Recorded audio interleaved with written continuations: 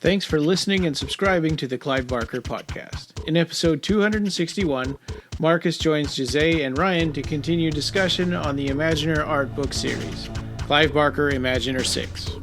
This episode is sponsored by Don Bertram's Celebrate Imagination.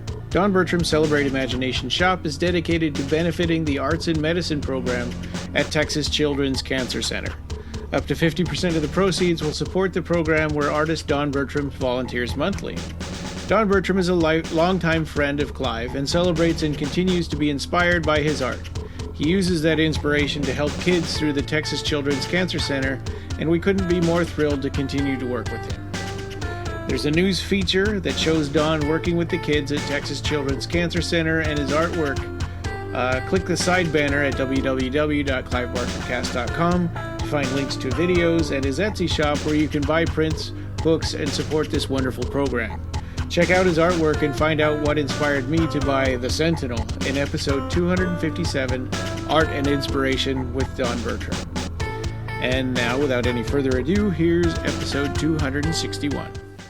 Well, welcome. This is episode 261 of the Clive Barker podcast. I'm Ryan. I'm Joe. And I'm Marcus. Hey, well, good to talk to you guys again. We were an hour and 45 minutes on Imaginer 5, so I think we pretty much yes. That pretty much kind of sinks it that we're not going to be able to do two books in one episode anymore. Yeah.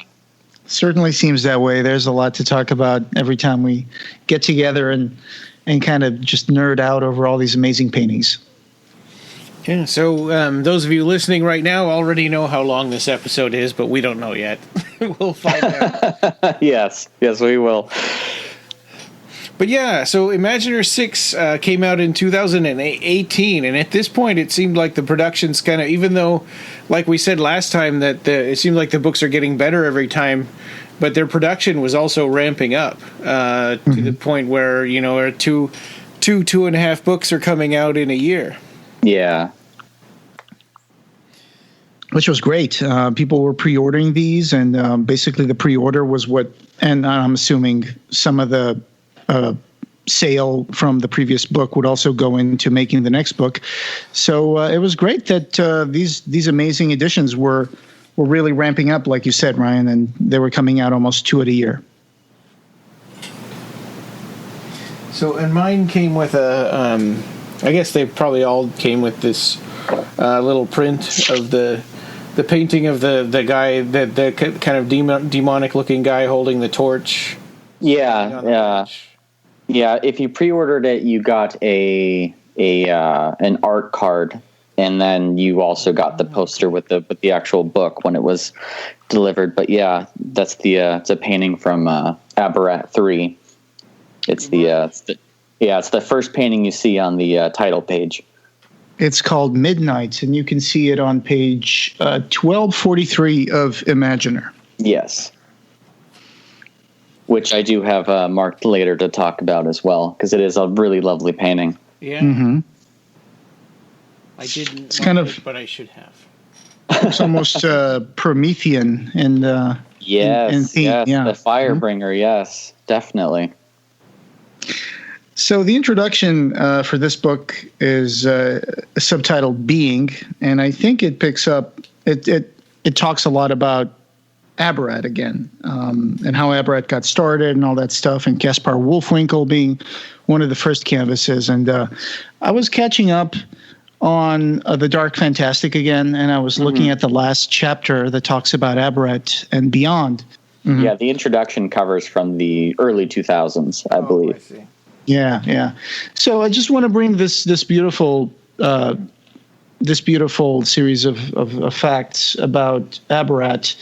That, of course, if you were a member of Lost Souls back in the late 90s, and especially in 1999, you would know that, unfortunately, on August 2099 was when Len Barker passed away, Clive Barker's dad, and of leukemia. And by this time, I think Clive had amassed about 250 canvases. And he was starting to work on the Book of Hours, which was supposed to be originally, I think one of you guys mentioned this back in the previous episode. It was supposed to be just like 25 chapters with 25 main paintings. And it was going to be a really short, just one book kind of thing.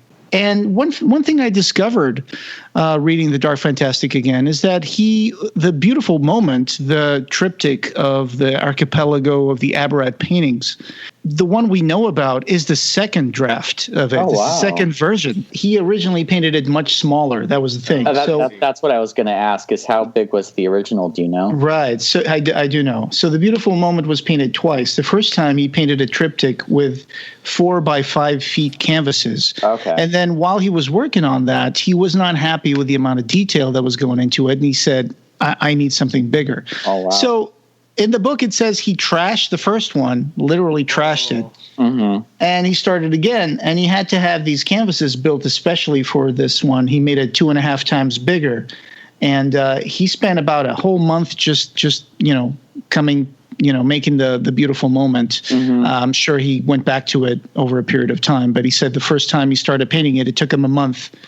And the reason why I brought up Len Barker is because in one of the islands, the 5 o'clock in the morning, it says here that there was a detail of a woman hugging death. And it says that he did that because his dad died at 5 a.m. in the morning. He mentions that usually, I don't know if this is true or not, but that usually in hospitals, most people end up passing around 4 or 5 in the morning, which is when the body is at its lowest in terms of metabolism and sleeping and stuff. So he decided to attach the meaning of 5 o'clock in the morning to the death of his father. So I just thought that was an interesting bit of information that I could put here at the beginning. That sheds a whole new light for sure on the beautiful moment. Yeah, but I'm curious now. I wonder if Phil and Sarah, if you're listening, do you have a photo of what the original beautiful moment was like? Let us know, please. We would love to see a picture of that. And that event also kind of bled its way into Cold Heart Canyon. A lot of his anger and stuff from the death of his father kind of made its way into that book. Yeah, as well as the death or the loss of his dog too. So he, in the book, it starts talking about the time when Clive booked gallery space at the Pacific Design Center in Los Angeles. And he made this big 6-week exhibition, right, with the Abarat paintings. Yes. In 2002. Around this time as well, I think Clive was also trying to pitch all of these paintings to various, movie directors, producers, captains of the industry, if you'd like. I think Jeff Katzenberg came up to the studio from SKG, Spielberg, Katzenberg, and I forgot the other name. So he was showing all this stuff to people, wondering if they were interested in turning it into something like an intellectual property. Mm-hmm. And it must have been something to go in there and see this exhibition, because did any of you guys get to see this exhibition in 2002? No. Okay. Because it says here in the introduction, for most people, this was the first chance to see the canvases up close, to walk through a wonderland that visitors to Clive's studio had been experiencing for the past 6 years. These visitors had, in the early months of 2000, so 2 years before this, included executives from all of the major Hollywood studios who would be guided around the canvases by Clive as he explained the arc of the narrative he was working on to accompany them. It says here in April 2000, we all know about this, and we all, I'm sure, are very, very resentful that this never happened, because what a treat that would be to, like I said in the last episode, instead of having the Star Wars section of the Disney park, imagine if there was an Abarat section of the Disney park. That would have been something, right? Because they did an agreement. Walt Disney Studios and Clive Barker decided to turn Abarat into a development project. Yeah, Jane, a series of movies and the theme park edition. Yeah. I found out how much that deal was worth. So Disney actually paid $8 million for the fantasy series. Wow. And that was entirely on the paintings alone. That was before he had even started writing the books. Yeah. His editor at the time. You wrote $8. Sorry, I was reading that like, okay, I'm going to wait for this big reveal. It's like The Thief of Always for $1, right? Yeah. But Jane Johnson, his editor at the time at HarperCollins, called it the first major Hollywood deal inspired by oil paintings. And there is a really lovely article on Bloody Disgusting that was published in April of this year by a writer named Nate Bremer. and it's titled "Clive Barker Almost Had His Own Disney Park." Yes, really. I put that in the show notes, and it's a really, really in-depth article talking about why Disney wanted to acquire the property at the time, because Universal in Orlando I guess they were just gearing up to open Islands of Adventure. Mm-hmm. And Walt Disney World wanted to be able to, compete and have their own island. And they saw Clive Barker's Archipelago and wanted to turn one of those islands into its own, like you said, a Star Wars land, version of Abarat. That would be so cool if they just picked one island, like Babylonium. And that's what the article. Actually, I think that might be the article the island that the article says was chosen. Oh, actually, for. Wow. See, now I don't need to read it. I can just predict it. Imagine if it was instead of the Islands of Adventure, it would be like the Islands of the Abarat, and you would go into a little boat on a rail, and there would be like. Somehow John Mischief, a guy dressed up as John Mischief, giving you the spiel about all the islands. And then all of a sudden, instead of shooting at the alligator, there would be like some sort of fish from the Isabella coming up. And that's a dream come true. It would have riding on a cargo hold full of smatterlings that have been befouled. Yeah, that would have been remarkable to be able to see, but. Didn't work out. Yeah. Well, and I think wasn't a part of it is that they wanted to make a movie every year. Yeah. So the actors wouldn't get older. They wanted to do the Harry Potter playbook of make it an annual thing of once every year. Yeah, film comes out, but the writing wasn't fast enough for them. I know that they went to Clive and they were trying to. I guess the contract was up, and they were trying to reinstate the contract or contractually obligate him to own the property for an extended period of time. And they said that they weren't going to pay him for that. They wanted to keep it, but not pay him for it. And Clive kind of gave him the finger, and that was the end of the Disney deal. Huh. Yeah, the Disney deal was actually set up by, I think, Michael Mendenhall, who at the time was president of studio marketing and synergy. He spearheaded the deal with Barker's attorney, David Colden, at the time, and an ICM agent called Ben Smith. But I looked up Michael Mendenhall. He's not even with Disney anymore. Now he works for Wall Street. They said here that they would, the Abarat Quartet at the time, when it was still a four-book thing, the potential movie series could spawn theme park rides, television series, games, and, of course, a whole slew of licensed products and merchandise that it can sell in its own and others' retail stores. Imagine that, huh? Imagine how that would be. Yeah. That would have changed Clive's career, and that would have changed Clive's, household name completely. I would love to see a bunch of action figures of Aberration characters. Yeah, I mean, McFarlane could even, make a series now. That would be a really cool collaboration. It sure would. I know that Clive was pretty happy, though, that the Disney thing didn't actually go through, because he didn't think that Disney would actually do the series justice. Disney is a very, I guess you can say, hands-on corporation with their properties, and so they would have sanitized a lot of things, and they would probably oversimplify it and somehow find a way to Disneyfy it, right? And that's what makes Abarat such a unique, interesting, and lovable thing, is how unsanitized it is. It's this very unfiltered thing. It doesn't. Yeah. I know. China Mayville later talks about, he has a quote for a review of Abarat, but he says that it's unconstrained by mimetic realism or cutesy pie kitty little condescension. And it's not condescending at all to kids. It's not trying to, Clive even says that as the books go on, they get darker. And he kind of wanted, like Absolute Midnight, for example, to be like a kid's first almost horror novel. Of course, they wouldn't fly with the eventual, sanitized and font that Disney does. If you, Jose, I don't know if you've read Absolute Midnight yet, but it gets pretty dark. And this crazy transmutation of a certain character that I won't spoil just yet. And it's I got a 15-hour audiobook that I bought on Audible, so I actually started listening to a little bit of the beginning last night. Oh, okay. Wow. And I have something here talking about the fact that Clive was gathering all these paintings and showing them to people about making deals for, like, the Disney deal. On page 491 of the last chapter of the Dark Fantastic, I just want to read a quick thing here about this idea that Clive had for whenever he finished all the Abarat paintings. It goes like this. He said, "When I've finished the 400 and something paintings I'm doing for this project, I'm going to hire a huge warehouse, and I'm going to hang all of the paintings in the darkness, all nicely lit.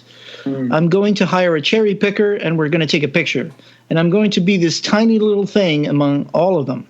And what it will be about is this. You can't really see his face, but that's not what's really important. What's important is that this little guy, whoever the fuck he is, he's sort of slightly irrelevant in this picture, poured all the stuff out of him. Isn't that cool?" So, I guess that's the final idea for, the Abarat paintings is to get them all up in someplace and then just have a picture of all of them. I think there's almost 1,000 of the oil canvases that he's painted. How many of those are for Abarat, though, I'm unsure. But yeah, that would be a sight to behold for sure, especially knowing how large some of these pieces are. Yeah, absolutely. I mean, it would have to be a lot of surface area, a labyrinth of the Abarat, so to speak. Yeah, I mean, some of the triptychs and stuff are like 13 feet long. So, just even one of those is an entire wall in a normal house. It's a shame. I mean, he's put out so much work, and it's like he couldn't sell all of that if he tried. I mean, just so much. Well, yeah, and he describes in the introduction that when he was giving these executives tours throughout the house and stuff, he described it as them entering into his mind. It's a shame that not more people are able to see the paintings in person, because like we've talked about before, going to the Seraphim office and seeing the work, it's so immense and it's so overwhelming, and Clive has had such an enormous output that not enough people know about. And I feel like if more people were able to access and see the work in person, especially, that it would really recontextualize his public profile in the creative world. Absolutely. Well, but I think that a lot of the people, I guess more your age, Marcus, were introduced to Clive by Abarat, right? The paintings, yes. What she even talks about is that outside of the galleries and stuff, people didn't necessarily know about his actual paintings. They knew about his Sumi ink work and the illustrator and the drawings and perhaps the smaller pieces from the books of blood covers. And the Sumi ink from Thief of Always, but I didn't know the magnitude of Clive as a painter until I had ordered my copies from Barnes and Noble and walked there. Because I didn't have internet at home or anything, so it wasn't something that I could necessarily Google and see at the time. But I remember walking to Barnes and Noble and picking up my copies of Abarat 1 and 2.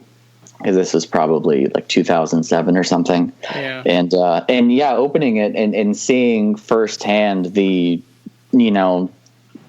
seeing the paintings there. And he even talks about, that the facsimiles in Abarat don't do it justice, but it is enough to still make you gobsmacked.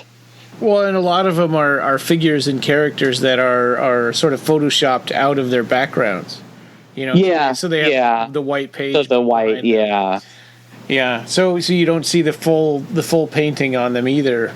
But that's 2007. That was about the time that the Rizzoli book had come out.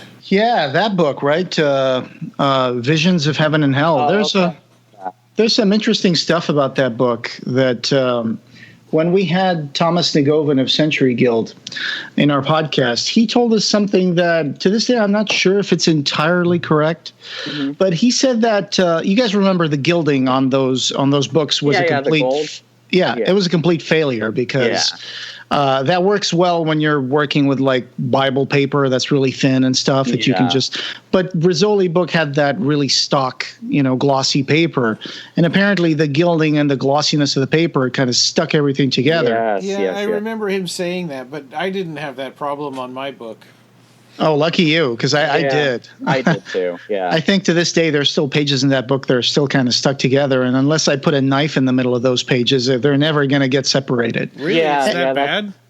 Yeah. Yeah, wow. especially if you have it, say, in like a bookshelf, and it's, I think because it's a wider book, so I had it laying vertically instead of horizontally, and had some, so if you try to, that's not one I open often for that exact reason. Jeez. So, and what Thomas told us about that book is that because of the gilding having failed, he said that it was never really like in stores. It actually, the editor remaindered the books, and that, some of them were sold through other, venues like eBay and stuff, and then the rest was pulped. I don't know about, because I'm pretty sure I got mine at Barnes and Noble.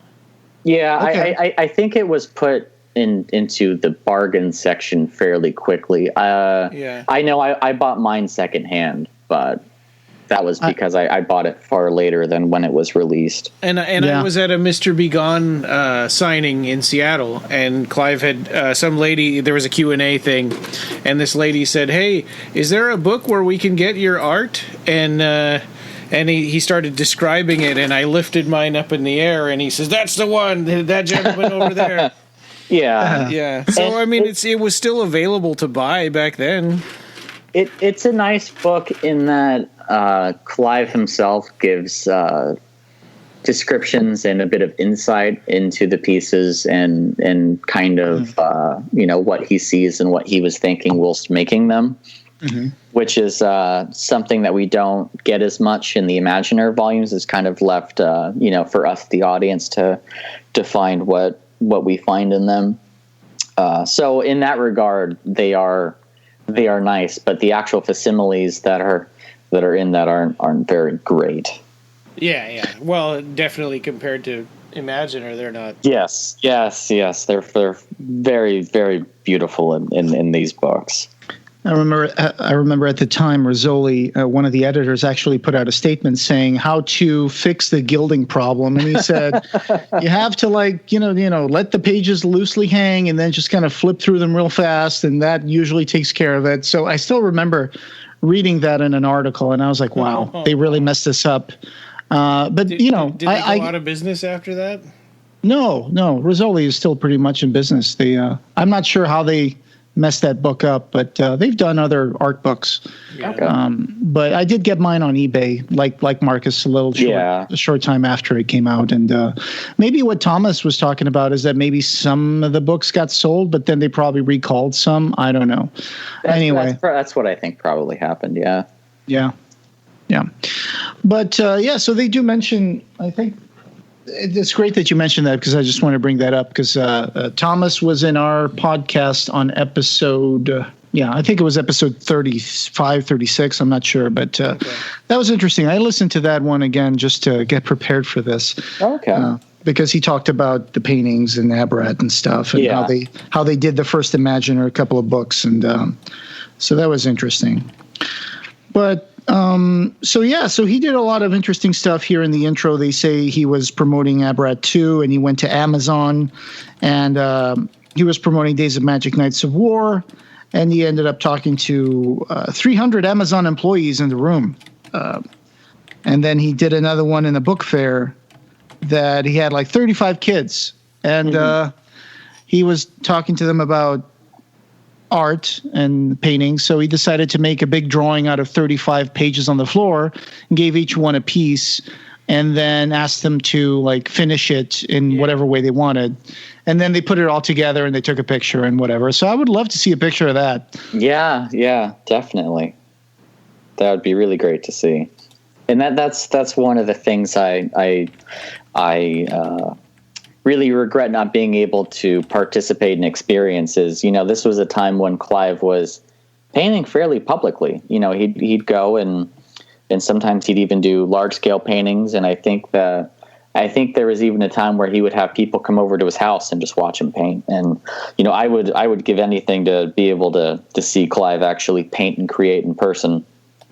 So that must have been a really remarkable time for a lot of people to get to experience. That's especially right. Partake in. And it did signal this kind of change in the way Clive created his stories. And I think the intro is very accurate in describing a lot of stuff, how Clive saw how these paintings had potential to be more like a visual style of organizing ideas and creating stories. And he could just look at a bunch of paintings and he could just start making stories about them. And he could feel that this was bubbling up and this was something bigger in terms of the Abarat world. Yeah, and that's exactly how he wrote the first two volumes. At least was that the paintings were the ones that were predicting the story, and he was just kind of looking at the canvases and following the trails that his subconscious had put there. And it wasn't really till Abarat 3, which is why the book took so long, was that he had to wrangle in the story and start to actually drive the narrative himself instead of just having the paintings tell him the story. Yeah, and it broke him into a completely new audience because just of the sheer magnitude of the art and the sheer beauty and awe that this would create, because he broke out of this whole, writing thing in terms of like, paperbacks and books with nothing but words in it. And, there was a lot of people who read a lot, and, obviously people still read, whether it's on their Kindle or their books. But this was something different, right? This was like a Blakean, we keep bringing Blake about because he made his own plates and stuff, but it's just so much better when you read a book that has pictures in it, and the pictures are like high art like this, and it's so rewarding. That's the thing, is it doesn't feel like a children's book of like, it's illustrated. Clive even specifically says these aren't illustrations because the paintings came before the text. Right. And Jose, as you said, it is very Blakean. And, the reason why I adore Clive is that he's somebody who has always refused to be put into a box. Mm-hmm. When people ask who's Clive Barker, it's like, he's an author, he's a painter, he's a filmmaker, he's a poet, he's a photographer, like the list goes on. And yeah, as somebody who aspired to be an artist growing up myself, it was always, what do you want to do? Do you want to make movies? Do you want to paint? Do you want to write? It was always just this single track. And getting those Abarat books for the first time for me was so eye-opening in that, you don't have to just go in one lane. You can, because this was before I discovered Abarat in the same year that I discovered Blake, and it was really just opening this, my eyes to. You don't have to just do one thing. You can, do this entire world visually and narratively.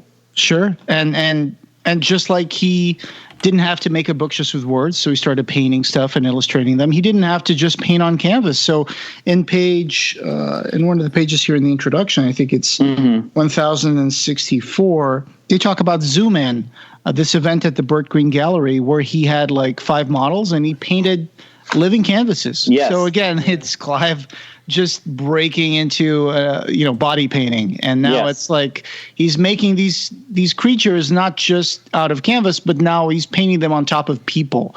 And there's a beautiful passage here in the book where it says, with the artwork and photography now as front and center as his written works, the breadth of Clive's work was widely evident, and his artwork, his passion for showing the shamanistic visions in his head, unrestrained by the shaping of words, was captivating new audiences. And I have to completely give this an enthusiastic thumbs up, because do you guys know any other author out there who illustrates his own books with paintings as complex as Clive? No. I mean, unless you go towards European comic books like Mobius or Milo Manara or, other people like that who make comic books. But comic books are not canvas paintings, right? So in that sense, it's not the same. But some of these are artists who make, Asterix, but that's like European comic books. But someone who actually makes a book which is not only a fantasy book, but also has paintings that have taken weeks or months in canvas to be made, illustrating them. I can't bring up any other person who's done the same. Yeah, and the you can't even compare them to comic books because again, they're not illustrations. Whereas a comic it is an illustration. These pieces can also wholly stand apart from the text, whereas I don't think a comic panel necessarily can. Wayne Barlow, for example, I mean, he would be a good choice that I could bring up. But at the same time, I have to say it's not at the sheer scale of paintings illustrating a book. He makes portfolios of art, and then he started making stories about that art. Yeah. But his writing output isn't as vast as Clive's either. I mean, Clive not only has a vast output as an author, but also as a painter and a photographer. And, going back to the living canvases, he's not only just painting these models, but then he photographs them. So you're getting these layers upon layers of artistic expression that makes it wholly unique. Who would have thought of painting a person like a canvas, and then not only that, but then photographing them on top of that, and then sometimes also painting the photograph that he took of the model that he had painted. It's this total Inception almost mind meld. And a different medium being imposed into another medium and being projected into a different medium, and it's ephemeral because the person's going to get the paint off of their body, and that's never going to happen again. And now it's recorded in the photo. Yeah, magic. That's the magic of art. Yeah, and Abarat it's something that you can't just take in the text. You have to have the paintings. When I went to an Abarat 3 signing in 2011, that was the first time I met Clive. Was that at Book Soup? No, it was at Dark Delicacies in LA, in Burbank. Oh, okay. I had ordered through Dark Delicacies, I ordered Abarat 3 to be signed, and then I also ordered Abarat for my girlfriend at the time to get signed. And when we got there, we were given the books, and her book, which was an Abarat paperback, had none of the paintings. And when Clive opened it to sign it, I think that was the first time that he had seen that version of the Abarat paperback. He turned to Dell and started lamenting the fact that, HarperCollins had kind of taken out the paintings, and then that wasn't his idea of how Abarat should be experienced without things.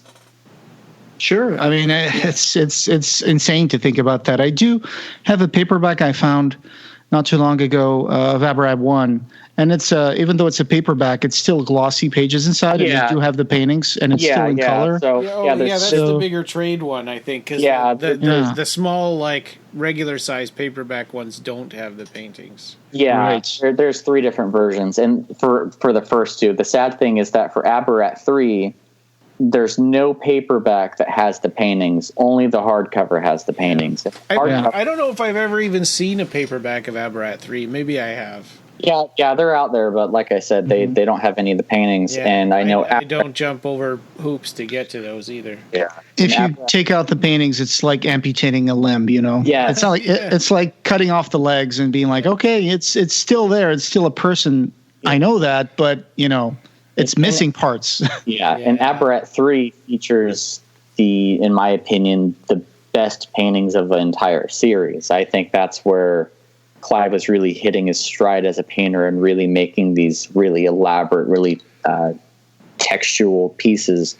And the fact that Abarat 3 is out of print for the hardcover, and so you have to go to places like eBay and Amazon to get them. And people are asking astronomical prices. And so I've talked to a lot of people who have never read Abarat 3 because they can't find one with the paintings in it. So anytime, that's a shame. Man. Yeah, so anytime I find a copy of Abarat 3 on eBay for fairly cheap, I swipe it up real quick, and then I'll gift it out to somebody. It's a good idea. Oh, that's wonderful. I bet you could find it on eBay and Amazon cheap, too. You want to start talking about some of your favorite paintings in the book? Yeah, let's dive into it. Awesome. I guess I'll get started.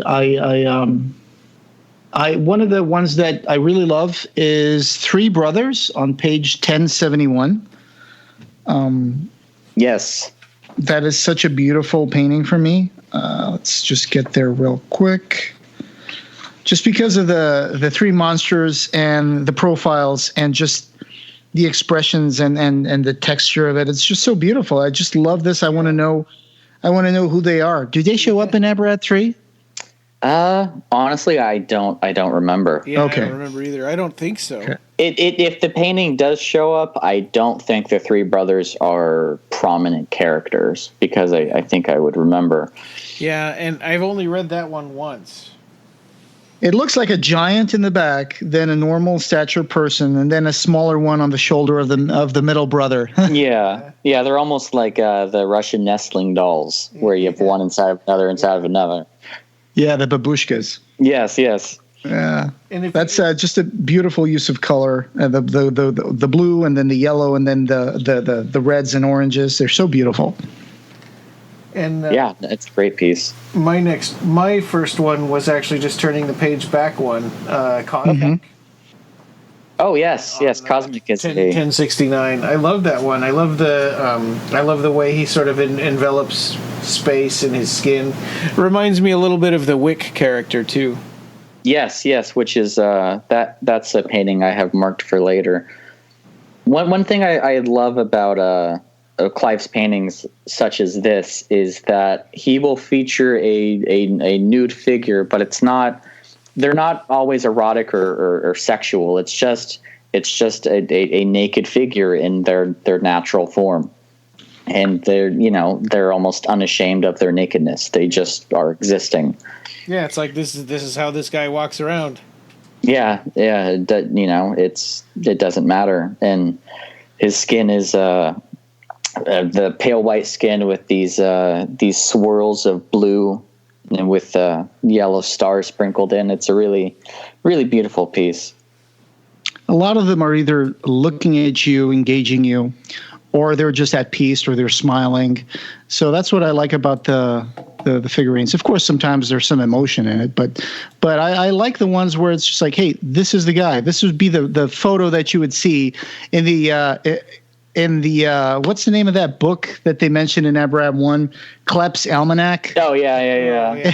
If there was like encyclopedia article for each character, that would be the photo on the article.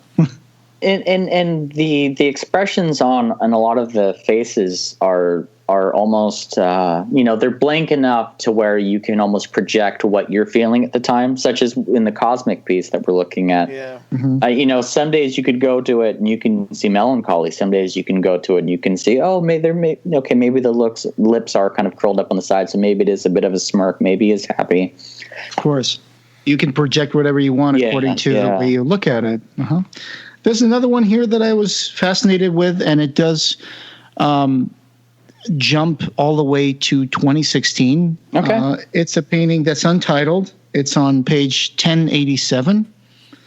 And it represents a kind of a drastic change in later paintings by Clive when he started experimenting more with what appears to be more random, more fractal brushstrokes, almost Pollock-like. Maybe some drip painting on this. There's a few more in this book, but this one, I like the use of color, and it does strike me a little bit as a progression in Clive's artistic vision. Yeah, he never really made abstract pieces until more recently, and I know I think it's in volume 8, Clive really talks about his transition into doing these far more abstract pieces and just focusing instead of on character or scene. It's just about the color, and whatever the emotion he's feeling at the time is literally poured onto these pieces of paper. and he does it with like eyedroppers and just kind of likes to see the way that, the paint goes. And it's almost finding the piece just through, expression with there's nothing there except for whatever he's feeling. He did mention his love of color in one of the previous volumes. He talks about that. And also whenever he scratches layers of paint on the impasto and he finds new colors underneath, that's again his love of color, that he loves to experiment and see what happens. And this is great in terms of displaying like an emotional stage or trying to represent more like a feeling other than a story. So it does seem like a progression. It does seem like an abstract progression here, and I was interested in it. Yeah, no, that's a great piece. And I don't think we mentioned it, but Volume 6 is the first start of the series where we actually get his newer paintings, which are these smaller works on paper. And so actually a lot of the pieces that I have earmarked are posted are the more recent works, just because they are such a different different style than the larger canvases. Yeah, some of them look like they use pastels or they use other kinds of mixed media. And some of them are actually go back a bit. I mean, there's one here on 1145 called The Furnace, and this one's from 97. So yeah, I'm glad they started including more recent ones though. Yeah, it's a wider array of seeing the transition of his styles. Yeah, that's important. The first piece I have marked is on 1095. It's an untitled piece. It is a more recent piece from it says circa 2016. And I don't know if you guys had this marked down or not, but I really love this piece. It's mostly blue with these faint hints of purple that appear to be ink that he's just let run down, and then he's highlighted the outline of this character in this orange paint. And the reason why I love this piece so much, I'm biased because I actually own this piece. So oh my god! Nice! It's hanging out in the doorway right outside my bedroom. So I'm so jealous. Oh, that's awesome! Wow, I just love the like you said, the flecks of orange that seem to be floating around him and contour the whole shape, and then this beautiful webbing of black paint over his skin it transmits a very very dynamic feeling, like it's moving, like there's some sort of motion in it. So I really appreciate this. The splashing gives it a kind of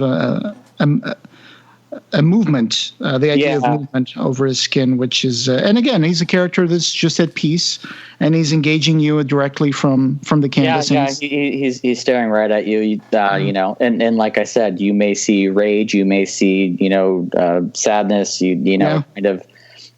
It's enough to project whatever you want onto it, and it is such a. The darker that look black actually is this purple, this ink that when the light hits it just right has like almost a metallic look to it. So wow. I think there's some pastel in it, oil. There's these bits of white, which a lot of his smaller pieces have, that I honestly don't know. I think it's almost like a paste, like a molding paste. I'm unsure, to give it more of a texture. And there's also the knife scratching, which is hard to see on the smaller, but if you look on the back of the paper, it's almost scratched through to the other side of just these knife marks. It's really cool. I like the fact that certain lines are so thin and so gentle. And for example, on his left ear, the contour of the ear is just this very graceful, very graceful line drawn with ink that looked like it was just dripping over it. And then it doesn't even finish it. It just implies the shape of the ear. And So very graceful use of this kind of splashing technique and this webbing of black paint all around it. And again, the eyes, and around the eyes, just the wrinkles and just so well done. It's just so beautiful. It really is. I'm so happy that you got this in your collection. Yeah, that's yes, amazing. me too. That's great. Yeah, I have it framed, and I'll have to send you guys a picture so you guys can see it. Oh, please do. Well, my next one, I think I saw this is on your list too, Jose. On 1098, Babylonium After Midnight. Oh, yes. It's like when all the monsters come out. That's wonderful. Yeah. This ultimate Boschian carnival of the weird. Yeah. Yeah. It's almost like it looks like the during the day, Babylonium is more tame, but then at night it becomes this like dangerous place. It's a protean mass of all these like shrieking monstrosities and colorful animals, and they have scales, they have tentacles, they have quills, and it's just beautiful. I just love this. Yeah. The way that he blended all these elements together in such a perfect way, and the more you look at it, the more you see. Yeah, and there's not even a space of the canvas that isn't taken up by some sort of monster beast. It's great. Yeah, my favorite is one that's on the first section of the triptych on the left. It's this face that has an eye that's vertically. Yes, the Cyclops eye. Yeah, the Cyclops with the big beard, and then these little drawers on the side of his head. Yeah. There's I mentioned this. Yeah. There's a ladder to the right of his nose, which is such a weird quirk to add to. Sure is. I've mentioned this before, how I like to think of our inner self as like this series of archives with little drawers and nooks and crannies where you can put stuff that you like, and that makes up who you are. So this one really cool. You've mentioned one that we both had marked. I think I'll mention the one right next to it, the family tree. Yes. On page 1102. This is another beautiful Abaratian painting, and it displays these living trees just swaying gently on the side of a cliff by the sea, with a little trainer boat down there just trawling away, which calls to me because I come from a fishing city in the north of Portugal. So we have a lot of fishing history, and usually those boats look like this: a little tiny boat, little house in the back, usually a red painted hull, and then like the name and stuff, and lots of fishing nets, and they just go trawling away and fishing. Yeah. And this was in the companion book for the Abarat, right? Beneath the Surface. Yeah, I think it was in the back of the book or somehow inside the end of the book. Okay. I think this might be in Abarat 3 too. I'm not entirely sure. But without the faces within the foliage, it would just be a normal landscape. This is definitely a piece that you look at it, and the normal, the average person would go, Clive Barker painted this? Just because, like most people think of like from the mind of, the creator of Hellraiser, and then you look at this and it's such a serene, such a beautiful piece that I don't know anyone who wouldn't want to have this hanging in their house. But there is those trees' faces look kind of mad though. I don't know. I think Clive leaves. I think you're projecting. Yeah. Again, I think Clive leaves the faces just enough to where you can kind of see what you want to see. Because in my opinion, I just kind of see very neutral. Yeah, neutral. That's the word I'm looking for. And you never know, though. Being Clive, if he wrote these in Abarat 3, for all I know, they could open their mouths and have very sharp teeth and transplanted from Dante's Inferno, living trees. No, I don't think so. This piece, I see something that's just very serene, very, very comforting to me, and the clouds and the clouds in the sky. So yeah, you have the island just on the horizon, but again, it's something that would just be a normal landscape scene. but then Clive adds his hint of himself, of putting the faces in the trees, that just adds this more mystical quality to it. That's so lovely. 100% agreed, man. So bring another one up. One that is on a similar note for me personally, in regards to the family tree we just discussed, is on 1115, 1115. It's an untitled piece. And we see a man who is sitting atop a mound of what appear to be boulders.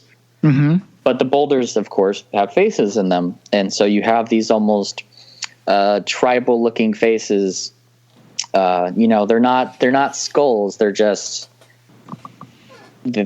rocks that maybe they were carved that way. Maybe it's a natural formation. It's kind of up to you to come at it what you will. And then, sitting atop them is this figure who is striped in just white and red, and he's gazing off into the distance, and his hair is blowing in the wind. And, you're kind of wondering what adventure is awaiting him. And, there's enough mystery that makes it really intriguing. I like it. I love it. I think that the heads, the stone heads, are very, very striking. And I love the composition of it. I love the almost triangular shape of the pedestal. I would call it that. And then you don't know what the scale is. What is the scale on this thing? It's like, is it a giant on top of a mountain? Is it a guy just on top of some rocks? It leaves it up to you. Yeah, that's a really good point, is that the landscape in the back is ambiguous enough to not know the scale of the figure that's perched upon the rocks. Yeah. It's so focused, and the wind is blowing so hard, it makes his hair just almost straight sideways. And again, there's that motion, there's that wind that you can't feel it on the canvas, but it's there because it's represented by his hair.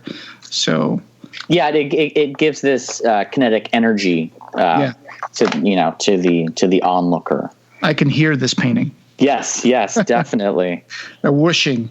What do you guys have next? I've got one actually on the next page. Oh, fantastic.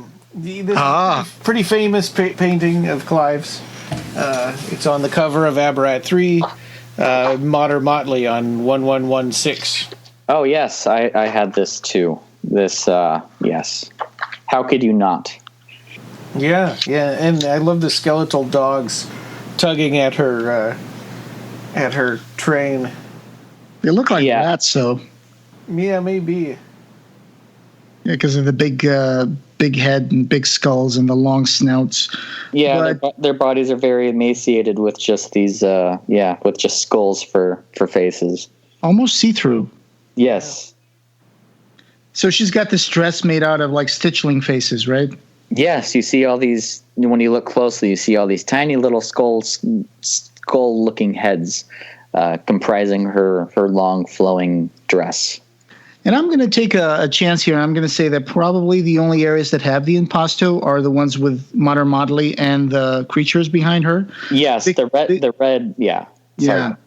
No, because the red is just very flat, but then he scratched all over it, and he created this wonderful texture and backdrop of lines and skulls and hints of stuff. Yeah. This is the prime example of Clive using a steak knife as essentially a paintbrush, or something that is just as important as a paintbrush, because again, it could just be a flat red background, because like you said, there's one layer, there's no impasto, but he scraped away the red to reveal the more white of the canvas beneath, and he creates an entire landscape in these very chaotic looking skulls and lines and demonic faces, and it gives you this really, again, it gives you a sense of energy. It personally gives me this anxiety, which is very befitting of being in the presence of Mater Motley. Almost like a flame of sorts. I mean, it looks like a wall of flame, but it's probably not. But I think it's supposed to evoke that. Maybe it's not supposed to directly be fire, but it's supposed to make you feel like the orchard fire that she set, to... Yes. When you find out certain reveals in Abarat, the fire, a conflagration would be a perfect metaphor for the red background. And this was... sorry, go ahead. No, go ahead. I was just going to say this was also a departure for Abarat as well, in that this piece was the cover wrap, the wraparound for Abarat 3, the hardback, whereas the first two featured just smaller pictures. But like a gallery of paintings. Yes, the gallery of paintings on the front. Whereas this, it was the Brady Bunch. Yeah. Whereas this, it was just the one image upon the cover. But it's more striking because of that. I kind of wish that the first two Abarat books had done that. Well, I guess Abarat 1 in the UK version had a single painting on the cover. Oh, did it? Okay. Yeah. The Japanese version, too. Yeah, and I think it's just the American version, or the North American version. Is that the creature who's kind of... in a midnight type setting? I think that creature is in this volume somewhere, but it's just the one creature, and he's kind of there's the stars and space behind him. I think Abarat 1, like the UK version, has a sailboat on it. Oh, okay. Then that is not the one I'm thinking of. I am looking up some stuff right now. Okay. So, go ahead. There is an edition, though, that has, let's see, let's go to Revelations, clivebarker.info. There's maybe it's all the links go back there anyway. Yeah, maybe it's just the proof copies I'm thinking of then that have that image. The image that you're thinking, is that the creature that looks kind of like a grasshopper? Like a greenish-looking creature? Because that's in the Italian trade. There is, let's see... The grasshopper edition. Now we're going down a rabbit hole here, aren't we? There are French trades that have Caspar Wolfswinkel's painting on the cover. That would be cool. There's a simplified Chinese trade that has several paintings, but mostly has that lady with a hat that has the fish inside a fishbowl. Oh. And then the U.S. paperback and Italian paperback of Abarat has a kind of a painting... key to blue of Christopher Carrion's profile. Oh, interesting. Oh, okay. Yeah, gotcha. So, and then there's, those deluxe editions that have the lighthouse painting that are numbered and stuff. Yeah. But yeah. I think the UK first edition is a different cover from Is that the one that's almost like a Narnia with the wardrobe where it's the doors opening and you can see the beautiful moment within the doors? Is that the UK one? I thought that's a UK paperback. Mm-hmm. That's a UK paperback, and the UK first edition has the Hollywood Squares kind of. Oh, it does. Painting. Okay. Yeah. I'm looking at it right now. I swore that there was one that just had like a sailboat on a red. Yeah. But the one I was thinking of is it's at the very top. It's the UK proof. It's the fourth one where it has the image of the creature with the moon behind him, and there's some sort of writing on the cover. But I guess that's a UK proof that I was thinking. Well, Clive Barker Info is not the end all for all the editions that exist out there. So I'm sure there's a lot more. Because this book, the first one at least, and the second were very, very popular around the world. They were translated in so many languages. And I did add to the show notes a gallery of covers for the Abarat. If you guys go to the show notes. I was just going to do that, but now I don't have to. Yeah. Yeah. I was just going to say I love collecting foreign editions of Clive's books, and the two that I don't have that I really want are the two Japanese editions of Abarat 1 and 2. But they're fairly expensive. I think they're like $150 on eBay. So, nice. I think I saw an edition one time that I don't know. I'm not sure if this was Japanese, but I think it had it was a hardcover, and the hardcover had the printed cover on it. And then there was kind of like this, not lenticular, but this kind of clear plastic cover over it that had kind of this pattern or texture that I'm not sure if I saw this or if I dreamt about it. Now that I'm talking about it. But I'm not sure where I saw that. That had this clear plastic, but the plastic had a texture on it. Okay. And I thought that's a really interesting dust jacket. So I'm not sure. I'll have to look into that. But anyway, that's great that you collect those. I'm sure there's for example, when you go to the Scarlet Gospels, you have the Scarlet Gospels edition in the U.S. and then you have the one in the U.K. Yeah, and honestly, I prefer the UK. Oh, the UK one is so much better with that David Mack. Yeah, the Sumi Ink piece, yes. So I do have both of them. Yeah. This Hungarian cover on the bottom right corner of all the Abarat covers. It's like they're like, nah, we're not gonna use Clive Barker's paintings. We're gonna make our own. That's so weird, right? Yeah. That's very strange that they used a custom painting of Candy Queckenbush looking at the lighthouse with what looks like some Van Gogh photoshopped in the back. I'm not sure. Anyway. Yeah, so I love foreign editions just for the cover art because obviously I can't read them, but yeah. Yeah, man, don't get me started on foreign movie posters. Those are the best. The two Ghana posters that Clive has of yes, like Hellraiser 3. Yeah, I got some Pakistani and Indian posters of Hellraiser, and they're just amazing. They're just amazing. Lovely. It's just tremendous. You see the bottom made in Karachi, Pakistan, and it's just this collage of things, and that's just crazy. Anyway, so yeah, Matter Motley's painting is beautiful, and then the next 2 pages after that, it's the big blown up. Detail on it. The detail image, which really lets you see all the scratches and the chaotic use of the knife that Clive has upon the canvases. I love these blown ups details and stuff.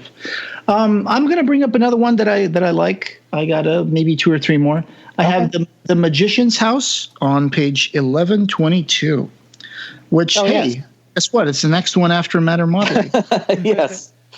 On such 122. 1122. Yeah, it's just right after Matter Motley's painting. It's just the next one. I was actually already there. Okay. Yeah. Yes, so was I. Yeah. So idyllic, so beautiful, so detailed.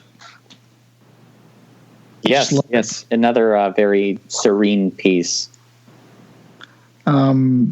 The trees, and then you have the beautiful hill and the house on the hill, and the little chimneys and the Spanish roof, and I just love this one so much. I want to walk into it and live in this house. That's the thing that Clive does. It's he creates these little universes where you want to pull an Alice in Wonderland and just stick my foot through the book and push myself in there and live here.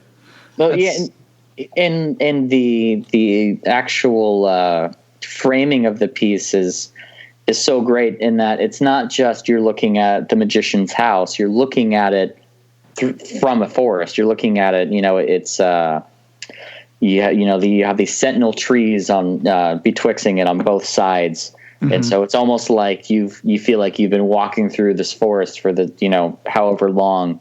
Unveiling of the curtain, right? Exactly. You've stumbled upon this magical place, and you want to know more, and you're curious to go inside and see what This is why we bring you into the podcast, Marcus.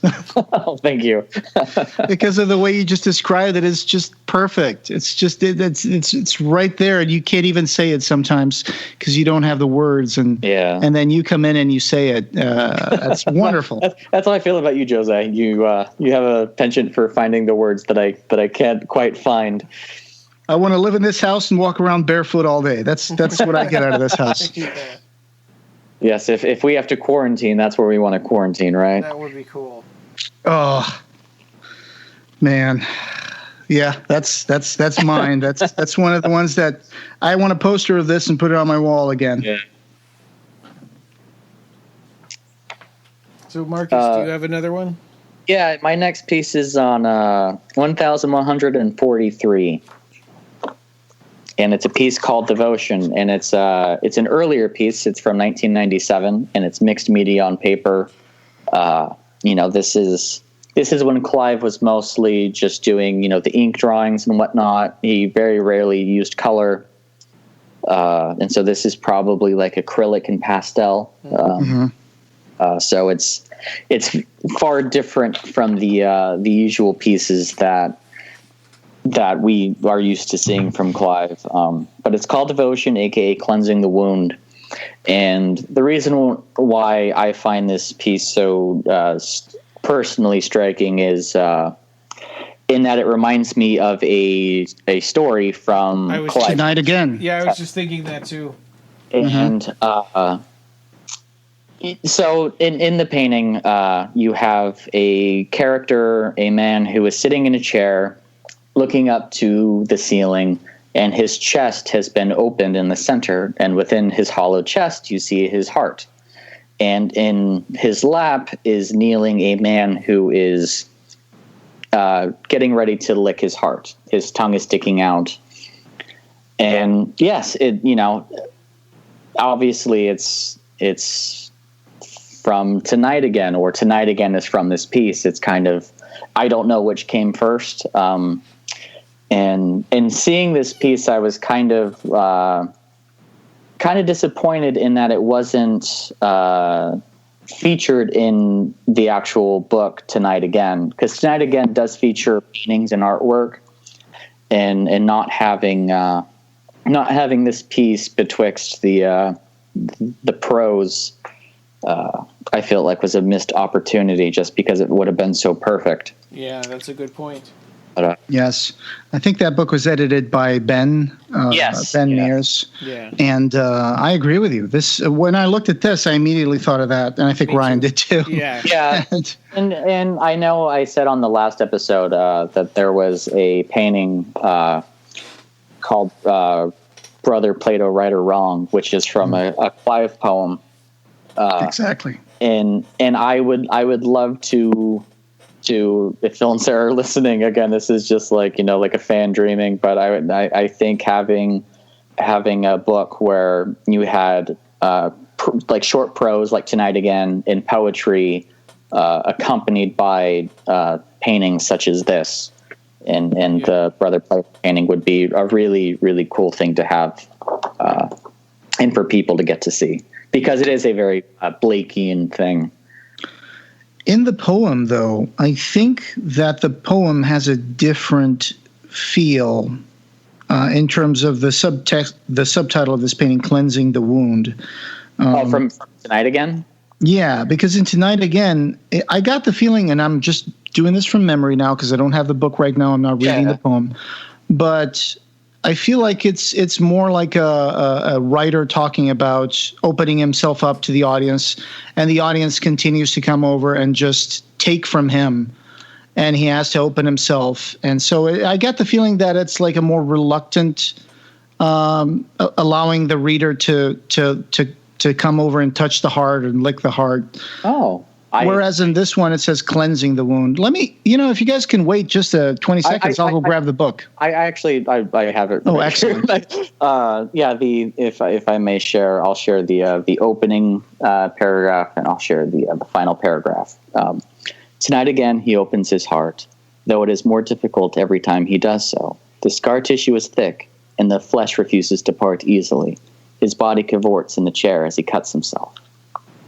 And the story finishes. Tonight again, he opens his flesh and wonders if it will be the last time. Then the young man's tongue licks his tender heart, and for a wonderful moment, he is glad to be alive. I personally never made the connection of people demanding writing from a writer and feeling obligated to oblige those demands, but that's a really interesting interpretation. You're right. I mean, like opening yourself up to to being hurt by being vulnerable, being hurt. Yeah. I personally I took it more as just a depressive mood, because in the story, it's this guy who people want him to open himself up, and when he does, they kind of take what they want and leave him, and then he has these bouts of just these depressive bouts where he doesn't answer the door, he doesn't answer the phone, he just kind of he secludes himself away as a recluse and hides until he has enough energy to face people again, and then once again people, he opens himself up again to a new lover, and it's harder every time because it's more scar tissue, it does more damage. Exactly. And if you've been in a plethora of relationships and it keeps not working out, you have this metaphysical or metaphorical scar tissue that keeps building up on your heart, and you do find it harder to keep letting people in because you do want to build up these walls and isolate yourself away. And so that's what I personally took from it. But that's the beauty of art is that there's so many ways to really analyze it, and I love this choice of this painting, and I love that you brought the poem to it. I think this was one of the most interesting discussions we've had in the episode about a painting right now. So, oh, wonderful! I'm so glad one. For that. Yeah, good one. Yeah, I think there's a lot to read into this painting, and a lot of layers once you start adding those poems to the mix. And beautiful painting again. It's very, very Barkerian. I have, let's see. Of course, I do have The Furnace, which is on 1145. Let's go ahead and take a look at that. 1145. Which is very close to the one we were just talking about. It's actually the next page. Yeah. Go figure. Oh, yes. So this is another early piece that was probably just like acrylic and pastel on paper. Yeah. I mentioned this one at the beginning of the episode when you were talking about the inclusion of paper artwork into this volume. And it even has a little signature down in the corner. Yeah, which he doesn't really do anymore. Yeah. So this one also, I get the same feeling of beauty and emotion, and you can project all sorts of things in here about despair or the furnace of love, or the consumption of yourself, or the way you give yourself and you consume yourself in a relationship for the sake of another. Yeah. And there's so many ways you can read this picture, right? I mean, there's so many ways. So every time you look at it with new eyes, and you see different things. Yeah, I almost see Monk's the scream within the face of the central character there. Oh, absolutely, yeah. This beautiful. It's like is it a copulation? Is it a damnation? Are these lovers floating in the winds of hell? Do you see flames around them? Who knows, right? I mean, it's just a beautiful. It can be. You can read it any way you want. Yeah, it can be ascension, damnation, or a marriage of heaven and hell, because woman taken by demon, but she has this fiery ponytail that is pointing more towards hell, but then he almost has this fire coming out of the top of his head that is ascending towards heaven. So it is kind of Yes, even though his limbs are being pulled down into hell or so stretched out of hell. So Hashtag Blake references. Marriage of heaven and hell right there. Beautiful. These could be characters that could be in that other painting that was in volume 5 where the demons and angels are eating the flesh of each other. Demons and angels dining together. Mm-hmm. I was actually going to say this reminds me of another piece from volume 5. I forget the name, but it was something in youth and old age. Mm-hmm. Mm-hmm. Yeah, the character that has a name. Yeah, it reminds me of Sanborn. Yes, it reminds me of him in old age, where he's in that cage and he's he's copulating with a woman, but he almost has that same. It's almost the same pose. The expression on the face is different, but absolutely, yeah, that's a great catch. So that was one of my favorite ones. Ryan, what do you have next? Going back to 1134. Babylonium. Oh, yes. 1134. It's a fold out. This is the other triptych that was like Babylonian After Midnight, but a more almost carnival in the day. I love the two.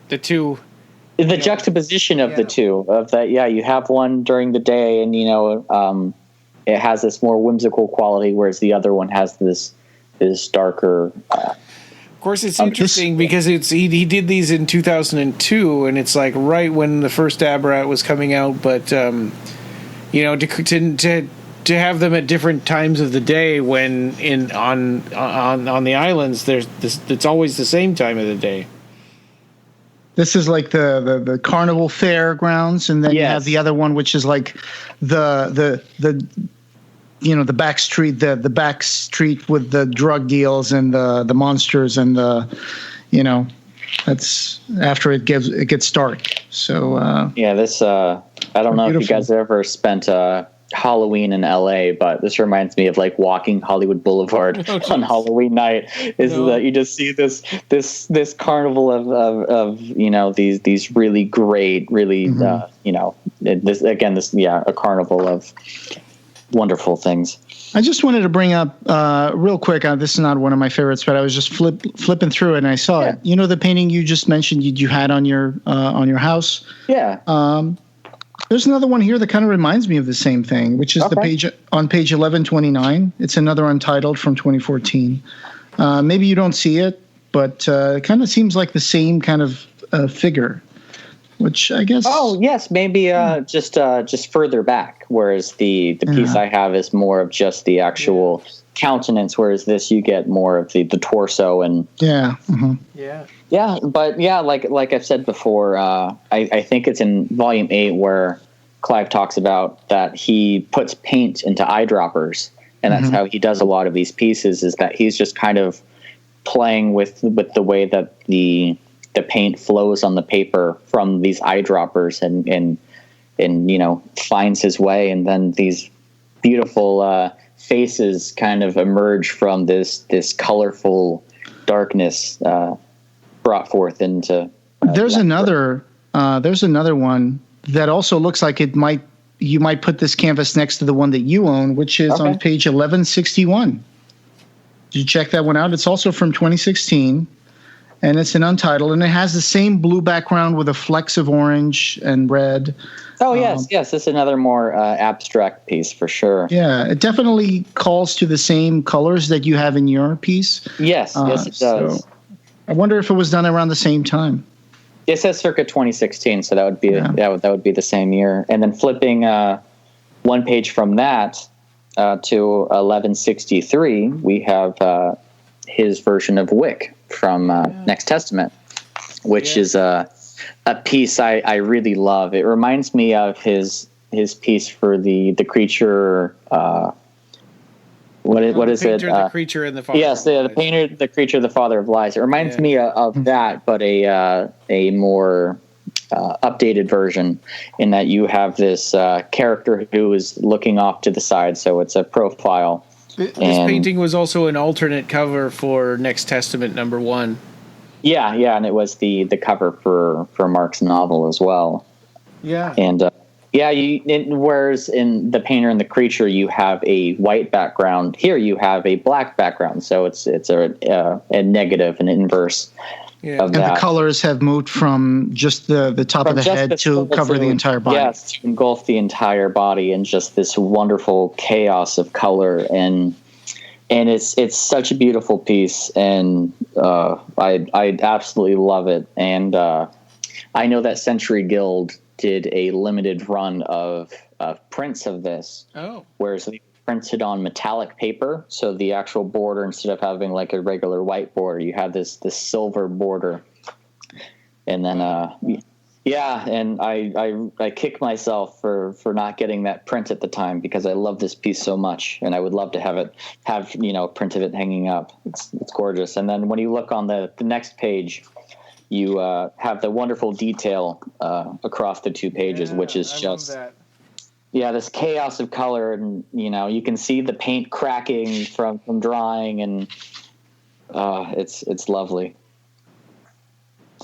There are so many beautiful paintings. We could spend 2 hours talking about this. Yes, I will limit myself to 2 or 3 more. I don't know if you guys have any more. I have one that I just put here in my notes as a study question mark, which is on page 1206. Okay. It's an Untitled. It's acrylic and oil pastel on paper. And it's just such a striking triptych. Oh, yes. Well, yes. It's not a triptych. It's actually 1, 2, 3, 4 canvases. So I don't know what you'd call that, actually. Yeah. A tetric? I don't know. But this one, it looks almost like a study. It doesn't look like a finished painting, but definitely as it is, it's already pretty impressive. Yeah, and you can tell that this was Clive experimenting with the more wide frame, like panoramic way of making paintings. And this reminds me of the Babylonian paintings in that, you have these creatures who are, filling up the entirety of the canvas. Very Boschian. Yes. And to the right, you have very erotic, very sexual pieces. You have one creature's body almost looks vaginal, like a vagina, with with some sort of tooth or a spike of some sort coming out. Vagina dentata. Yes, the tooth. Yeah, perfect. And then to the left, you have a almost pregnant-looking creature walking with a penis for a head. It's and another animal-like quadruped picture of another phallic creature with a phallus for a head, and it looks like it's a nursing creature because it's got all the little teats in the bottom, and it's being ridden by another creature. Yeah, yes. And then I didn't even notice that, so you pointed it out, actually. Yeah.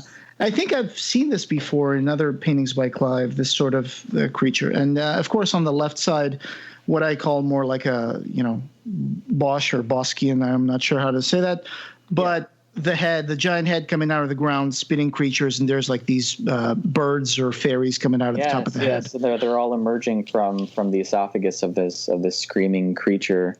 My favorite, though, is to the right, on the top of the vaginal beast, there is a cyclopean little guy perched with a very, very large phallus, and he's urinating into the mouth of some creature that's buried into the ground, it appears.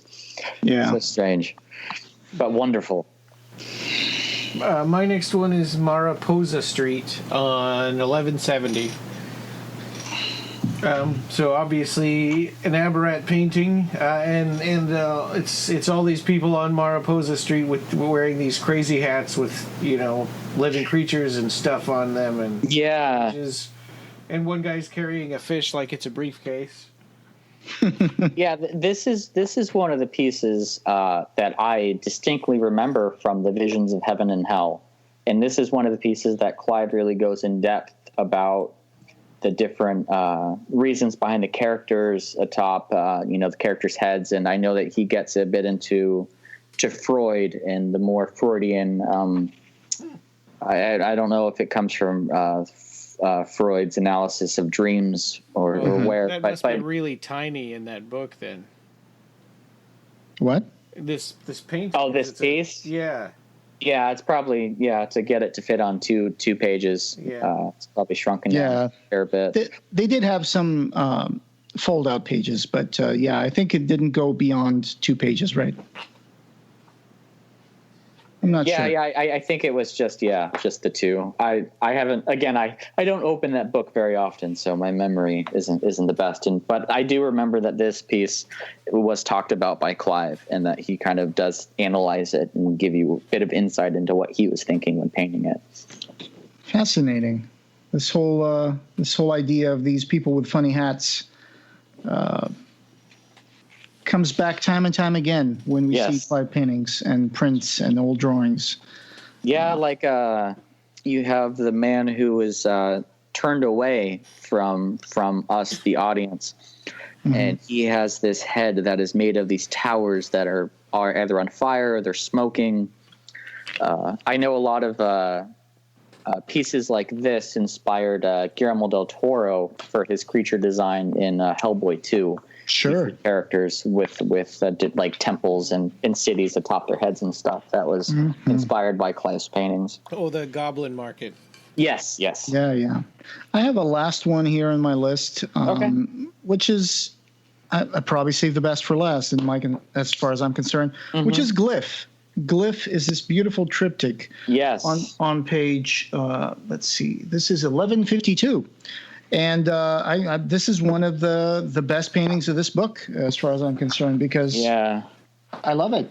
I love the style. I love the monolithic, symbolic, just absolutely amazing nature of this painting. Even though there's no figures that you can recognize in it, it's like looking on the face of some cosmic, multidimensional entity. It's very metaphysical, and this is a piece from Abarat 3, which is why I say Abarat 3 features, in my opinion, the best paintings, because they are so immense and intense and full of color and energy, and this piece is really remarkable. Now, I'm sure that this is probably some sort of space ship or something, or airship or something, because it's a. Oh, I don't want to spoil it for you. But. No, I understand. I mean, in the first one or the second one, they do have that, thou Glyph to me, when they're summoning a vehicle to escape. Same thing, Same thing. So I imagine Glyph of imagination, yes. And you can see some propellers in the back, and it's pointy in the front, so it's clearly something that's meant to be aerodynamic. But if you look at it without context, it becomes something else. It becomes... You can look at it and see whatever you want to see. It looks like it's the glyph that's on its way to being, like it's being pulled out of space and air and magic. Right. You see all of physics and mathematics and creation and destruction. It's opening up your perception to the platonic forms of the universe, if you will. It's really, really remarkable. Mm-hmm. What do you got? I've got 1197, Reverend Dagdia. Dagdia? Oh, yeah. It's a great piece. Yeah, it's an amazing, just technically, it's an amazing looking painting. Yeah. And again, another one from Abarat 3. This half angel, half demon, possibly almost two-faced, where the right eye is kind of elevating into madness of color and these chaotic streams of white tentacle like hair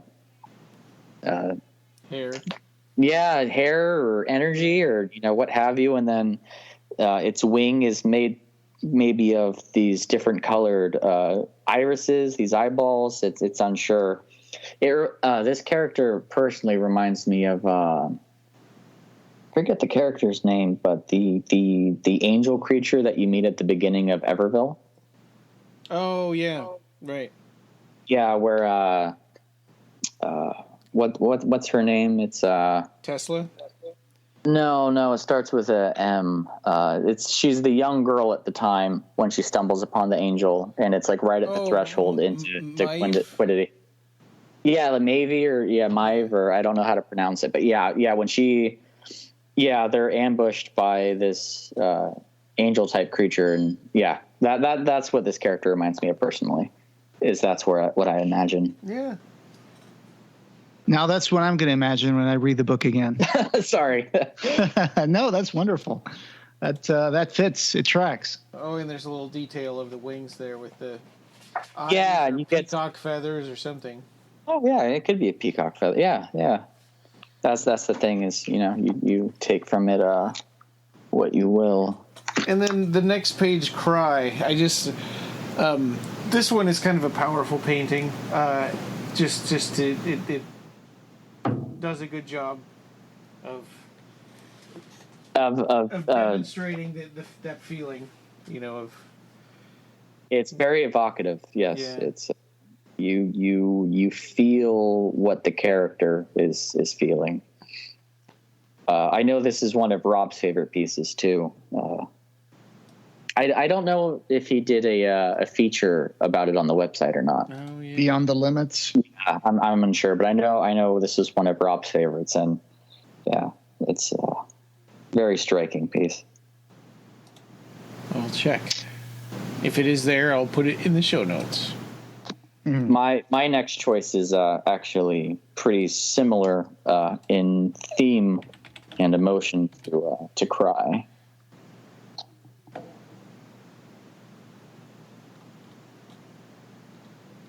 I love the smaller paintings like Joel's Ghost and Cry and these square little paintings. Yeah, Joel's Ghost.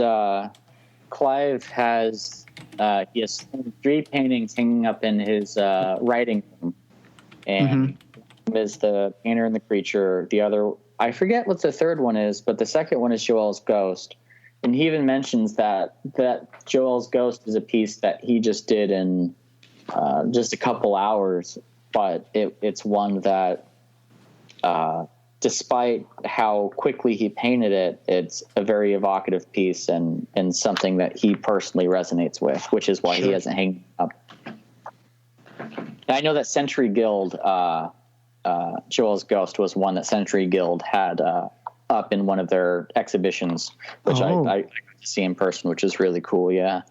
Well, it's a great choice. It's one of my runner-ups, even though I ran out of like notable things because of the time constraint. But yeah, this one's also great. Which one were you going to say that's also similar to Cry? Oh, it's on 1183. It's called Fear/Tyranny. Oh, yeah. Didn't we talk about this one in the last episode? I'm not sure. I'm not sure either, because I don't know how much of Imaginer 6 we discussed in the previous episode.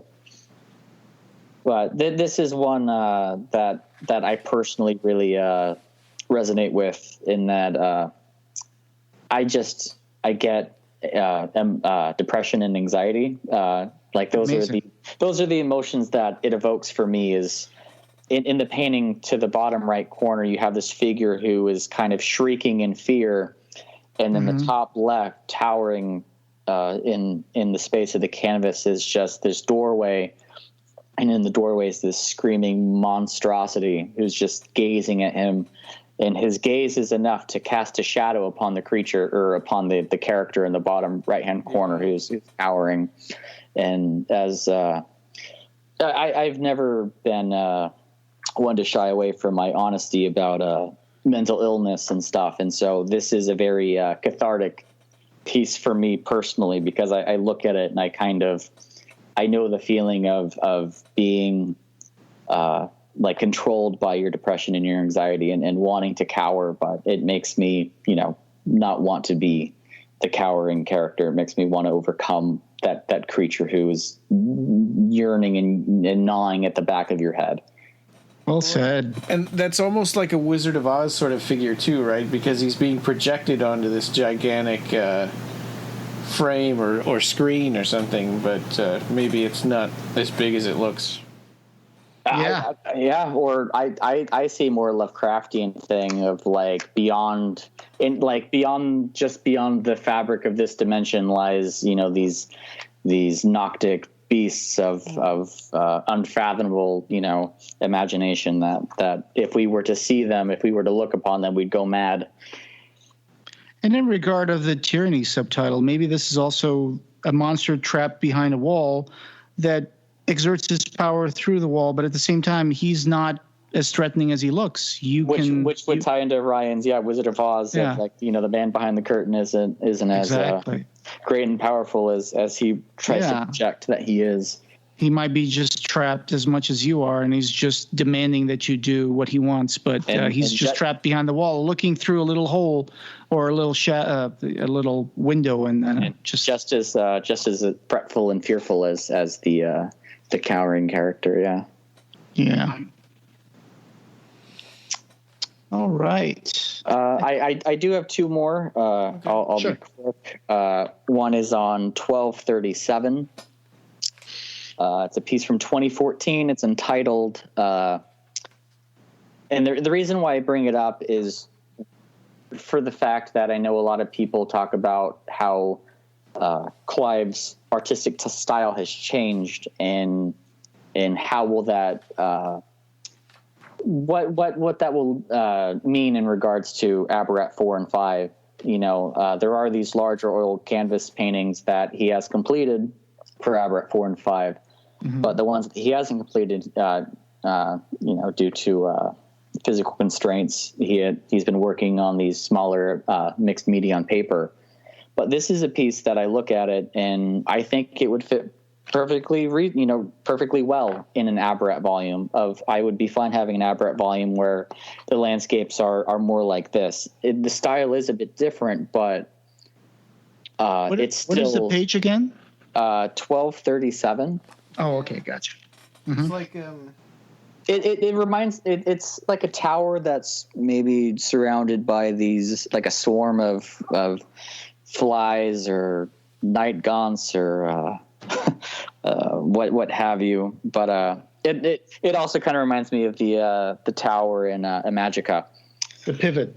Yeah. Yes, but I know that in the introduction. Clive says, quote, in regards to his style of paint or changing, he says, "I'm not being afraid to let the impasto build up a little bit to really give the paintings textures. I've learned a lot through painting the Abarat pictures. You look at those very early ones, it's just a different style. At first, I worried about that. I thought, well, I'm learning as I paint here, as I publish, and I worried about the differences bothering the reader, but it seems not to. And in a way, it's all part of a journey. I'm taking a journey just as Candy is." And I think that would be perfectly fitting of Abarat 4 and 5 having a different painting style in regards to the pictures than the previous books. Yeah, no, it would be great. I mean, I think that, well, and also Abarat 3 was kind of the climax of the series. Yes, and you're going into a far more abstract metaphysical realm, no spoilers, following Abarat 3. But I know when you guys were talking to Don Bertram too, he even said, he would be okay with just the loose pen on paper drawings being included, which I would be okay with too. Oh yeah, I mean we all love The Thief of Always, right? It doesn't you don't go, oh man, I wish those were in color. Yeah. Yeah, I mean, this tower kind of reminds me a little bit. It evokes in my mind, and it's probably very different if you look up a picture of it. It reminds me of Yeats Tower, the tower where William Butler Yeats used to live. Yeah. Tor Valley Castle, maybe, in Ireland. Is that in Ireland? Okay, yeah. Yeah, it's in Ireland. I mean, there's towers like this all over England. So yeah. But yeah, mostly I would talk about your initial comparison to the pivot in Imagica. That's and again, it's you can look at this and read all sorts of things like, oh, it's phallic and it's rising up to the sky and it's all sorts of things. But I would be perfectly okay with him including this sort of artwork in Abarat if he finds that it fits the story that he's talking about. Yeah. I just have one more. I don't know if you guys have any more or not. I had one that Ryan also picked. Yeah. Okay. My last one is on 1243, which is the final painting of the volume, which we discussed at the beginning of the conversation. But it's the Midnight piece, which was featured on the poster that came with the volume. Yeah. Where you have this almost Nightcrawler-esque demon character perched atop. Yeah. This slab that maybe is maybe it's a crypt, maybe it's a grave, you don't know. And he's holding in his hand this swirling metaphysical mass of color, which Jose, as you said, could be a very Promethean thing of being the light bringer, this forbidden knowledge that you're going to acquire, which I guess would be befitting of it being the opening painting for Abarat 3. Yeah, he's almost like a shadow version of Uriel. Yeah. Except that he's got a tail. This was actually also the centerpiece that was hanging up when I met Clive in 2011 at the Abarat 3 signing, which is why I think I have a personal connection to it. It's this is the lock screen on my phone. But Yeah, I know that Phil and Sarah are the owners of this piece. And I remember reading somewhere that they said they had it hanging up in their house. And so near their front door. So right when you open the front door, that's the first thing you see inside their home, at least at the time. And they remarked that the postman found it very alarming, or something along those lines. And funny. Priceless. I love the texture on it. I love the skin. I love that, the feet are clearly bloody. So it walked through some sort of massacre. It walked through some sort of Holocaust. And then he's holding that fire, that beautiful fire. Yeah. And he's got like exposed ribs or something too, it looks like. Mm-hmm. And the amazing face structure that Clive adds with the big ears, the big eyes, the lower lip being full, and the big wide nose as usual, makes it completely recognizable. And I just love the fact that this texture on the skin, it is it body paint? It looks like body paint. It looks like again, very shamanistic, very demonic, very reflection of the fire from the torch that he's holding. Yes, that could do it too. Oh yeah. Yeah, glistening on his skin, and but definitely the hands and the feet are in red, which means this little monkey has done some mischievous stuff. Yeah, and I think that's why the slab that he's perched upon, I feel like it's some sort of crypt or very ghoulish. Yeah, crypt of some sort that he's perched upon. But you walk into a mausoleum and you see this guy, and he's like, "I have this forbidden knowledge here. Would you like to see it?" It's just standing there in the corner of the crypt. We like these beasties, don't we, Ryan? Yeah. You're looking at the bestiary on 1220. Yeah. Yes. Yeah. It makes me sad though, because this was these were all going to be the Jump Tribe. Yeah. Oh yeah! Wow, that's amazing. So, is there I think I might have missed some of these. So you're more knowledgeable than I am in terms of the Jump Tribe. Some of the ones that got produced, are they in here? Yeah. On the second to last page, right in the middle, you can see Yabu. He's the most common one. There he is. Imagine all of these would have come out. What a collection that would be, huh? Yeah, how many were produced? Like 6, 5, something like that. I don't have 5, them. I don't. Well, okay. Yeah, there are 4. 4 in the regular packaging, and then there was one that was the Comic-Con exclusive. Yeah, there was 2 of Yabu, right? Something like that. Right. Yeah, and ironically, the Comic-Con exclusive is the most common one, and the store ones never got released to stores, so they were really hard to find for a while. Yeah, I only had the Comic-Con one. Someone had an entire warehouse full of remaindered Jump Tribes, right? In Ireland. Oh wow. Yeah. Interesting. Oh, go ahead. No, please go ahead. Finish. I was just going to say that each one of the plush toys actually came with a little book. Yeah. And so, if you collected all of them, you'd get the full story. And there was even its own language that you could transcribe. And if you transcribe, it's like the Tolkien runes. They're just letter swapping. So you can kind of figure out the language by So if you go to page 1227, that says Bestiary 4-5, and you go to the one before last line, the monster third from the left. So 1227, second, one before last, third from the left. The little creature with a cone hat and a little tail. Oh, yeah. Okay, so if you go back to the beginning of the book and you go to the where it says Clive Barker Imaginer Being and has the introduction, on the left side you see these early in-progress drafts of Abarat paintings. So the second one on the top looks just like that one. Flip into the front. Mm-hmm. Oh, yeah. Yeah. It was the Red Curtain. That was the name of that. And funny thing, which is that blue creature with a beak, bird beak, ended up getting painted out of the picture. And then he just made one with just, So Clive always recycles his little things, doesn't he? I mean, he does he never lets anything go to waste. Sometimes he'll grab these little creatures and he'll just create another thing that looks just like it. Yeah. On 1227, the third on the left, on the the third row up on the far left, that one that's like a spiral. That's Twath. Okay. He's one of the ones that was actually released. Okay. Oh, cool. And then Yabu is in the middle on the opposite page. Yeah. Yeah. He looks just like the puppet, though. Good job on translating. They did a good job.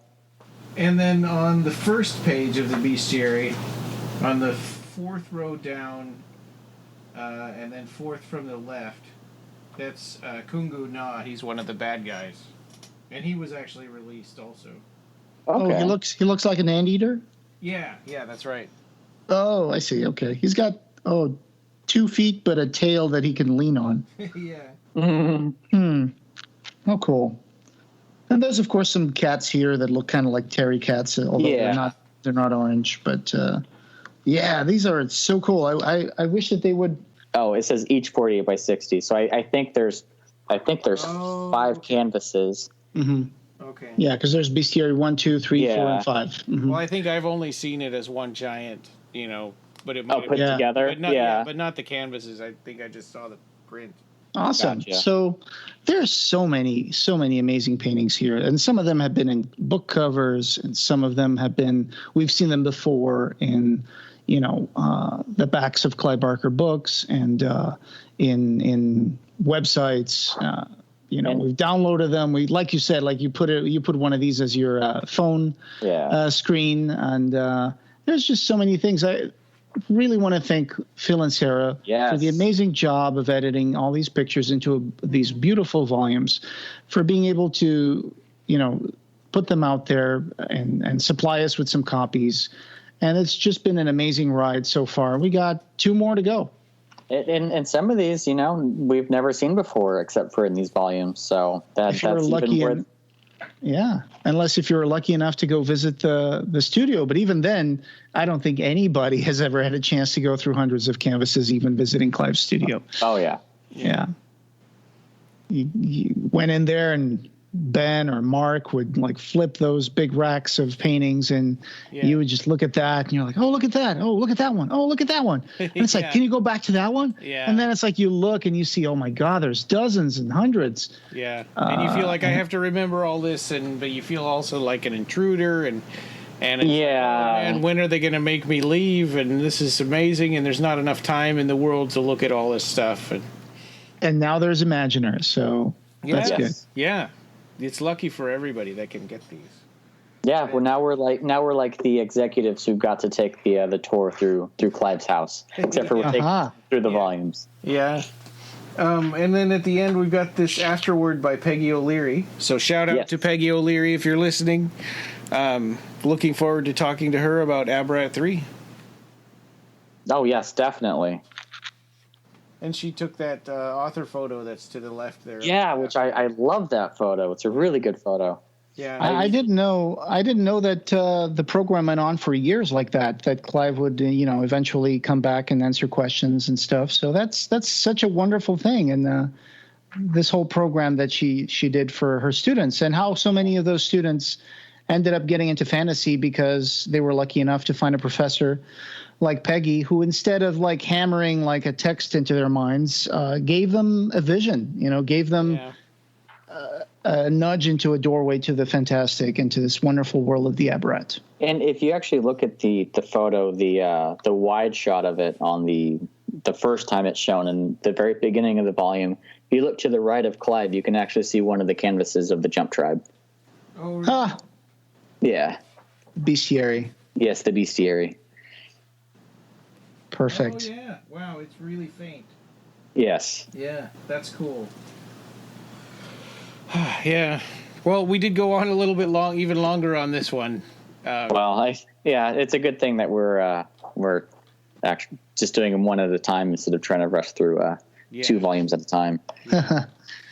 So I usually listen to podcasts when I'm doing like homework or something, or I'm cleaning up the house. I just put on my Bluetooth earbuds, and I just like let it play. And I hope that if you're doing that right now, hey, give us a call and leave us a comment on our blog and let us know how you like to listen to our episodes. I've been actually catching up on our own episodes because of social distancing with my job now. They just have us drive around and take photos of houses all day long. So I play podcasts, and when I run out of other people's podcasts to listen to, then I catch up on ours, and so that's I'm actually all caught up. I've gone through all of them now. Oh wow. I can't listen to our own episodes. Yeah, I can't stand my own voice, so I don't. Actually, it's not as bad as you would think, because at least for me, when I started this thing, it's because I wanted there to be a Clive Barker podcast, and there wasn't one. And so now it's kind of filling a void. So it's kind of nice to listen to them, and sometimes I forget that I'm listening to us, and I'll start like arguing with us or. Well, that's great. Yeah. That's amazing. Or sometimes sometimes I do get embarrassed about something if I say something dumb, and it's like, why didn't I edit that out? Anyway, so I hope you guys enjoyed this episode. And what's next on the schedule, Ryan? Yeah. So, Marcus, I wanted to kind of run this by you too, because we're looking at Devil Rides Out, possibly next weekend, but I don't know if you have the movie or have a way to watch it. I'll probably sit that one out just because I honestly I've never really heard of the movie. I don't really have, I don't feel like I can bring anything to the table for that conversation. It's got Vincent Price. Yeah. Yeah. That's the only thing I know about it. Yeah. So, I'm cool. The same way, but I'm going to be there anyway. So yeah. I don't know. I'm sure we'll have other people joining in as well. So, it's going to be fun. I've got a Studio Canal Blu-ray. I got some extras here that I'm looking forward to watch. And I know, Ryan, you're getting the Shout Factory Blu-ray, so that's going to be interesting. Yeah, that'll be coming on Monday. So if I should have enough time to watch it in the features and stuff before then. And Ed sent us a YouTube audio book of Christopher Lee reading the was it a short story or a novel? I think it's a short story. Oh, yeah. That's really cool. Yeah. Mm-hmm. So maybe we can add that to the show notes of the commentary track. Yeah. Oh yeah. Speaking of Shout Factory, I finally got my From Beyond on Monday. That finally came a month later. Yeah, thanks. That was Shout Factory Direct, right? Not Amazon. No. Yeah, Amazon. They quoted me like mid-June too for this Devil Rides Out, but then after when they actually send it, and it's like, oh, now it's going to be here on Monday, and that's like the 18th, I think, of May. So they really under promise and over deliver, I guess. Which I guess is a good thing. Yeah, because that's why I knew it through Amazon they said it was going to take. Yeah, but it feels like it's going to. But if you're planning stuff around it, it's a little scary. Yeah, because I've ordered books and stuff, and it's like it'll arrive in June, and then it arrives like 2 days later. So I don't know. Yeah, so coming up, that'll be next weekend, and then we're looking at more news episodes, and we'll be recording that next weekend. Probably we'll have a news episode next, and then Imaginer 7 and Imaginer 8 as separate episodes. Okay, not as one big episode. Yeah. And then Abarat 3, we're looking at around mid-June. Fantastic. And so LA County seems to be keen on prolonging the lockdown until July. So I'm not sure how that's going to work out. But if you're living in LA, I hope you join us for all these episodes. Yes. Actually, statistics are saying that fewer people are listening to podcasts because of the lockdown. Really? Yeah, because they're used to doing it on their commute to work and stuff. Oh yeah, driving. Yeah, that's usually when I listen. They aren't like puttering around the house listening to podcasts as much as I'll do that, but not. Oh, I do that. I always, even if I'm just just walking around the house, I'll have a podcast on just because I like the noise. I do too. And Clive Barker's Imaginer having no beginning will have no end. Yes, it will. It ended on Imaginer 8. Don't spoil it for me. Don't say that. We need more. Okay, hang on. Take 2. Okay, well, this is going to be in, but take 2. And Clive Barker's imagination, having no beginning, will have no end. All right, that's better. I love it. I love it. You can find the show notes for this episode and join the discussion over at www.clivebarkercast.com. We've got an archive of past episodes, news, features, and reviews, along with all the ways you can connect with us. You can subscribe on every other place you can find podcasts. Share your thoughts with us, and share our podcast with your friends. The Clive Barker Podcast, or BarkerCast, is an independent editorial podcast and news blog that's not affiliated with or under contract by Clive Barker or Seraphim Inc. This is a labor of love by the fans for the fans. Thanks for listening.